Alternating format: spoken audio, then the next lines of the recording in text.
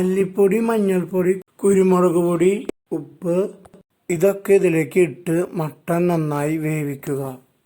ഇതെല്ലാം ചേർത്ത് വേവിച്ച മട്ടനാണിത്. ഒരു പാത്രം വെച്ചതിന് ശേഷം അതിലേക്ക് വെളിച്ചെണ്ണ ഒഴിച്ചു കൊടുക്കുക. എന്നിട്ട് അതിലേക്ക് ഇഞ്ചി, വെളുത്തുള്ളി, പച്ചമുളക് പേസ്റ്റ് ചേർത്ത് കൊടുക്കുക. അതിനുശേഷം ചുവന്നുള്ളി ഒന്ന് മിക്സിയിലിട്ട് അടിച്ച് അതിലേക്ക് ചേർക്കുക. അതിനുശേഷം നന്നായി മിക്സ് ചെയ്യുക.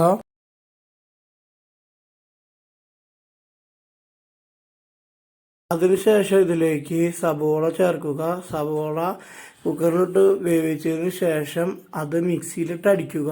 അതിനുശേഷം ഇതിലേക്ക് ചേർക്കുക. അതിനുശേഷം ഇതിലേക്ക് തക്കാളി പേസ്റ്റ് ചേർക്കുക. എന്നിട്ട് നന്നായി മിക്സ് ചെയ്യുക.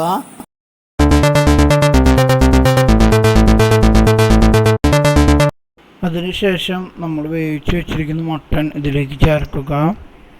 അതിനുശേഷം നന്നായി മിക്സ് ചെയ്യുക. എന്നിട്ട് അതിലേക്ക് പൊടികൾ ചേർക്കുക. മല്ലി, മുളക്, ഗരം മസാല, കുരുമുളക് പൊടി ഇതെല്ലാം ചേർത്ത് നന്നായി മിക്സ് ചെയ്യുക.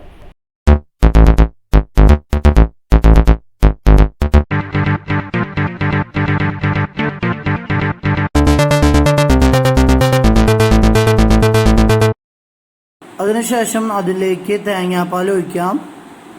എന്നിട്ട് നന്നായി മിക്സ് ചെയ്യുക.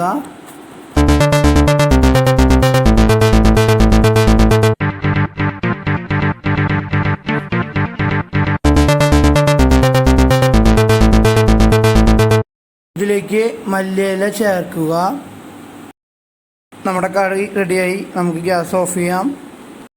അപ്പോൾ ഇത്രയേ ഉള്ളൂ, നമ്മുടെ മട്ടൻ കറി ഇവിടെ റെഡിയായി.